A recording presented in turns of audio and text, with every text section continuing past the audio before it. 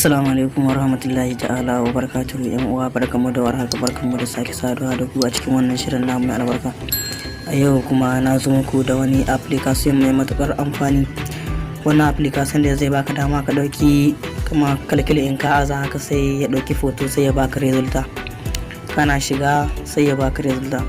Wannan application da za ku shiga cikin Play Store sai ku dauko shi. Zan rubuta muku sunan shi a saman screen din nan. Sai ku dauko shi, idan kuka dauko shi sai ku shigo cikin wayar ku, za ku ganshi ya sauka a cikin wayar ku. Sai ku shigo kamar haka, muna mu ga nan saman screen din wayar mu.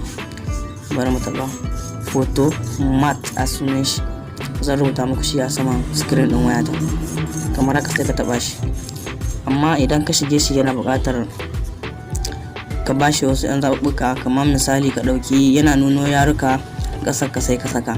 Idan ka zaɓi yaren ƙasar ka saka, zai nuno maka abubuwa da zaka dai huciya kai ta huciya sai ka kai inda ya nuno ma nan wannan wurin.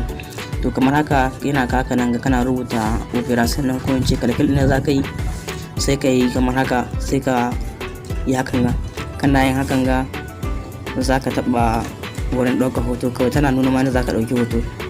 Gashi nan kuna gani wannan, sai ka taɓa. Kana taɓa hakan ga zai ɗauki phone ɗin kalkil ɗin. To kuna gani gashi nan ya nuna mana resulta nan wannan wurin. Gashi nan kenan 15 plus 5 moins 15 est égal à 5. to haka za ka yi. Idan kuma kana da kuma kala-kalan kalkil kai iya sai ha gani, ina da tabbacin cewa zai iya yi ma sauran kalkil ɗinka kamar wannan.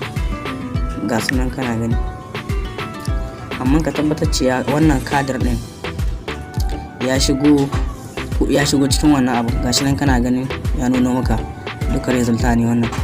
Gashi nan kana gani, ka tabbatar cewa rubutun da kai ya shigo cikin wannan dan kadar din, wannan mai kamar kazi din nan. Gashi nan kuna gani, sai ka taba haka. Ga resulta nan yana kawo ma, ga sunan yana kawo, kuma haka abin yake. Haka za ku yi wannan application, na san zai yi matuƙar burge ku, zai amfane ku, musamman ɗalibai ko kuma ce 'yan kasuwa, ko kuma duk ma wanda yake son ya yi kalkil yana iya amfani da shi. Da Allah ya kada ku manta ku danna mana subscribing, ku danna alamar ƙararrawa, sannan ku yi mana sharing, ku like. Wassalamu alaikum, sai anjima.